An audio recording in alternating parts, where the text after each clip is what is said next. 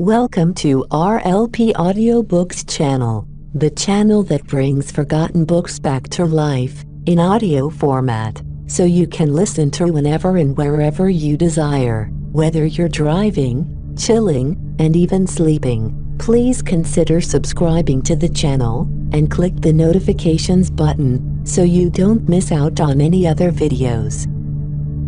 Now, relax, listen, ponder, and enjoy. Surah 56. Al-Waqiyah. Context. Period of revelation. According to the chronological order that Abdullah bin Abbas has given of the surahs, first Surah 20, Taha, was sent down, then Surah 56, Al-Waqiyah, and then Surah 26, Ash-Shura. The theme and subject matter. Its theme is the hereafter, monotheism, Tawheed, and refutation of the Meccan disbelievers' suspicions about the Qur'an.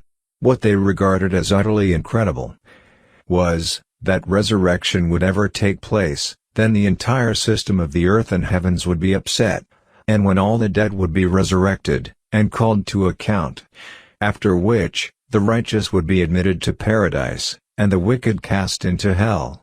They regarded all this as imaginary, which could not possibly happen in actual fact.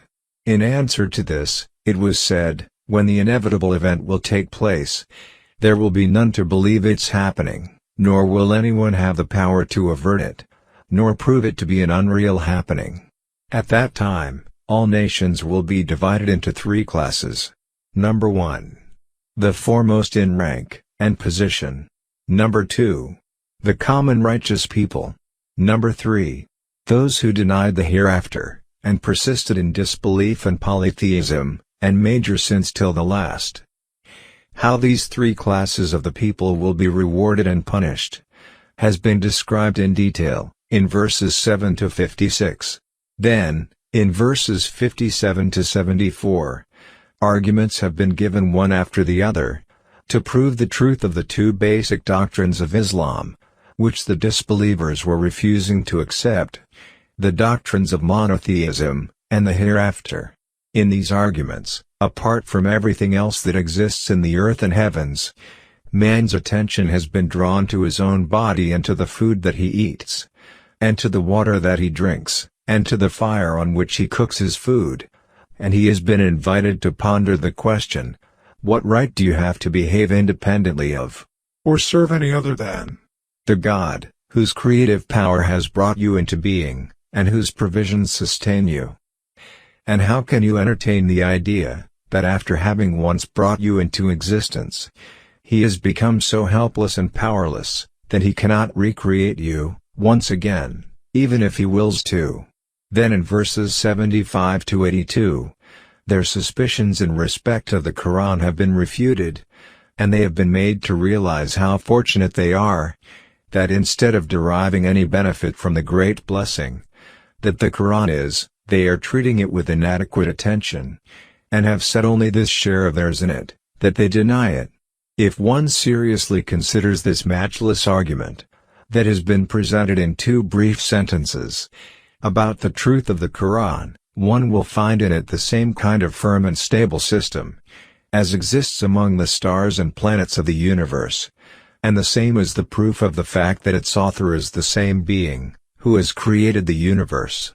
Then the disbelievers have been told that this book is inscribed in that writ of destiny which is beyond the reach of the creatures, as if to say, you think it is brought down by the devils to Muhammad, whereas none but the pure angels has any access to the means by which it reaches Muhammad from the well-guarded tablet.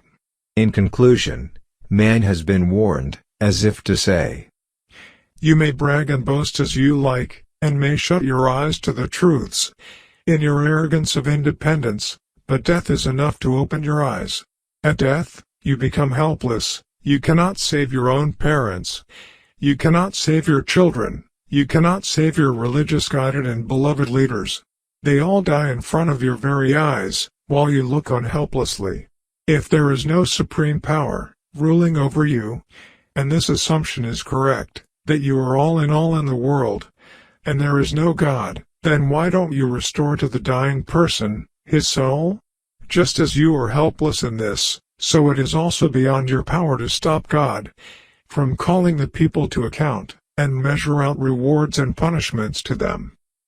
You may, or may not believe it, but every dying person will surely see his own end, after death.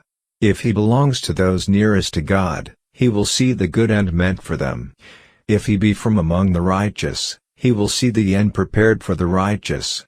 And if he be from among the deniers of the truth, he will see the end destined for the criminals. Surah 56. Al-Waqiyah. The inevitable event, literally, that which befalls, meaning the resurrection. In the name of God, the most compassionate, the most merciful. When the inevitable event takes place, there is, at its occurrence, no denial. It will bring down some, and raise up others, according to their deeds, rather than wealth and social position, as is the case in this world. When the earth is shaken with convulsion, and the mountains are broken down, crumbling, and become dust, dispersing, and you become of three kinds, then the companions of the right. What are the companions of the right? Meaning those given their records in their right hand, and who are destined for paradise. And the companions of the left. What are companions of the left? Meaning those given their records in their left hand, and who are destined for hell. And the forerunners, the forerunners. The words can also be understood as a complete sentence, meaning the forerunners in good deeds, are the forerunners in entering paradise. Those are the ones brought nearer to God in the gardens of pleasure. A large company of the former peoples, and a few of the later peoples, on thrones woven with ornament, reclining on them, facing each other.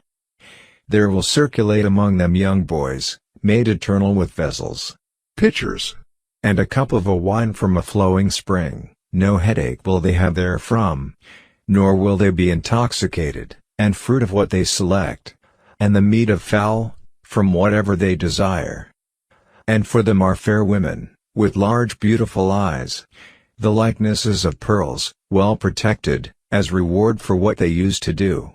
They will not hear therein ill speech or commission of sin, only a saying, peace, peace. The companions of the right. What are the companions of the right?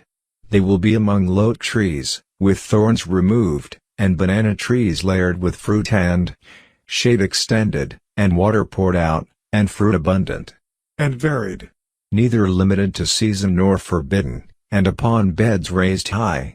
Indeed we have produced them, the women of paradise, in a new creation, and made them virgins, devoted to their husbands and of equal age, for the companions of the right, who are a company of the former peoples, and a company of the later peoples. And the companions of the left. What are the companions of the left? They will be in scorching fire and scalding water, and a shade of black smoke, neither cool nor beneficial. Indeed they were, before that, indulging in affluence, and they used to persist in the great violation. Meaning, shirk, association with God or disbelief. And they used to say, when we die and become dust and bones, are we indeed to be resurrected? And our forefathers as well? Say, O Muhammad, indeed the former and the later peoples are to be gathered together for the appointment of a known day. Then indeed you, O those astray, who are deniers, will be eating from trees of zaqqum, and filling with it your bellies and drinking on top of it from scalding water, and will drink as the drinking of thirsty camels. That is their hospitality on the day of recompense. We have created you, so why do you not believe? Have you seen that, which you emit?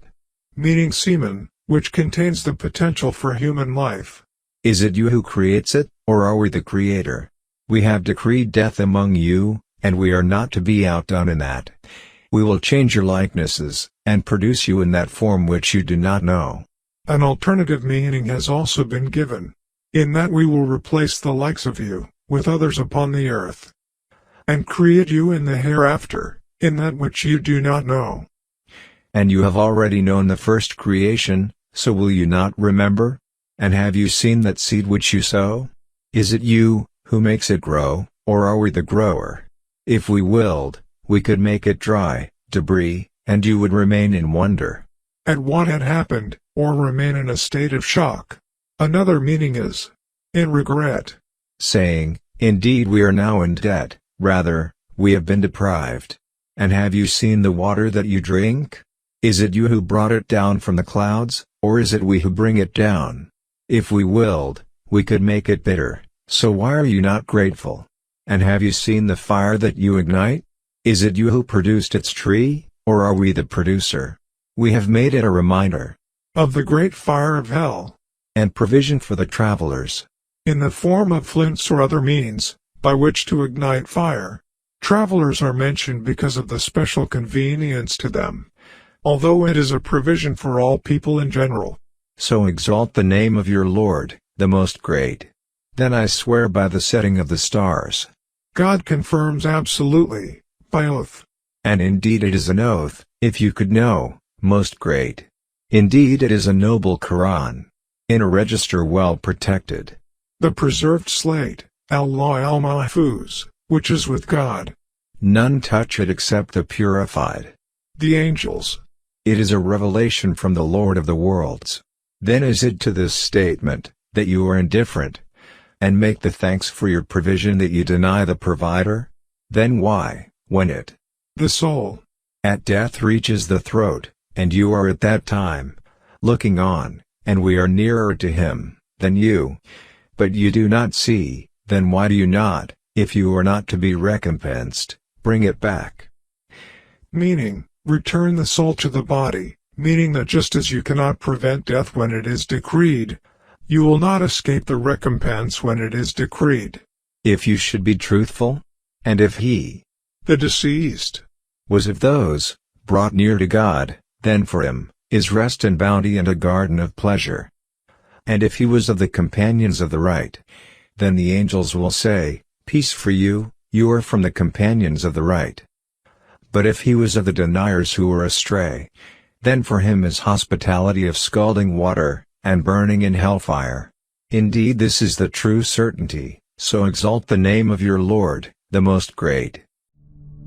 Thank you for listening. If you have enjoyed listening to this book, please give it a like, and consider subscribing to the channel, and click the notifications button, so you don't miss out on any other videos.